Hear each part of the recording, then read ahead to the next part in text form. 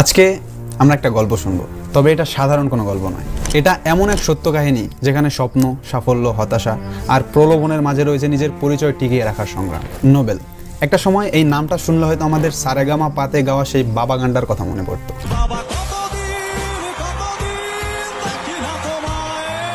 আর এখন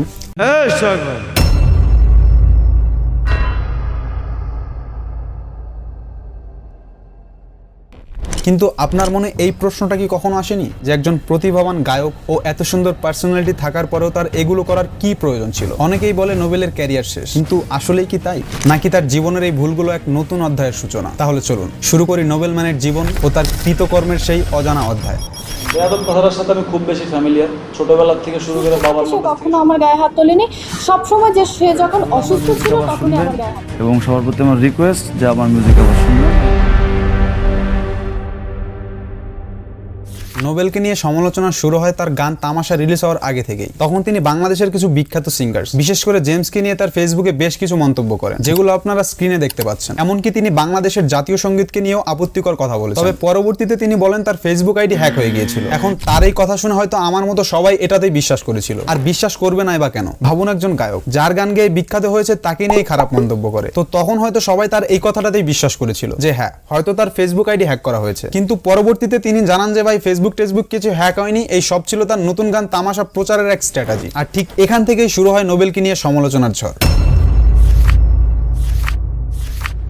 এখন প্রশ্ন হলো, তিনি তার ক্যারিয়ারের শুরুতেই কেন এসব কন্ট্রোভার্সির মধ্যে পড়তে গেলেন? আচ্ছা চলুন তাহলে আগের থেকেই শুরু করি। সাল 2018। বলা হয় বাংলালিংক নেক্সট টিউবার প্রতিযোগিতার মাধ্যমে নোবেল তার ক্যারিয়ারকে আনুষ্ঠানিকভাবে শুরু করেন। যদিও তিনি এই শো থেকে বিশেষ কোনো সাফল্য লাভ করতে পারেননি, তবে এখান থেকে সে কিছুটা মিডিয়ার নজরে এসেছিল। আর এর পরের গল্পটা হয়তো সবার জানা। ভারতের জনপ্রিয় রিয়েলিটি শো সারেগামা পাতে নোবেলের সেই দুর্ধর্ষ সব পারফরমেন্স। কিন্তু সারেগামা পা থেকে বাংলাদেশে আসার পর নোবেলের যে গল্পটা, সেটা খুব কম মানুষই জানে। সারেগামা পায়ে যাওয়ার আগে নোবেলের কিছু স্বপ্ন ছিল, যে তার কাছে টাকা থাকবে, নাম থাকবে, সবার মুখে মুখে তার গান থাকবে। আরে আমি তো শায়ার হয়ে গেছি। যাই হোক, তো সেখান থেকে আসার পর তার স্বপ্নগুলো অনেকটাই পূরণ হয়ে গিয়েছিল, যেটা সে ভাবতো। আসলে সে ভাবলো আমি এগুলোই তো চেয়েছিলাম, টাকা, ফ্রেম। তাই তার পরিবার থেকে সে তখনই আলাদা হতে শুরু করে। বিরাট কোহলির এই কথাটাকে শুনুন। Success doesn't teach you as much, it boosts your ego.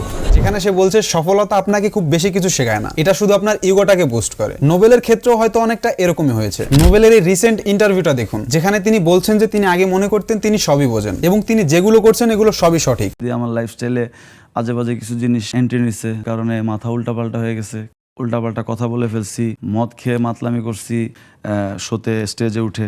আর এরকম চিন্তা ভাবনা থেকেই নোবেল শুরু করেছিল তার কন্ট্রোভার্সিয়াল ক্যারিয়ার।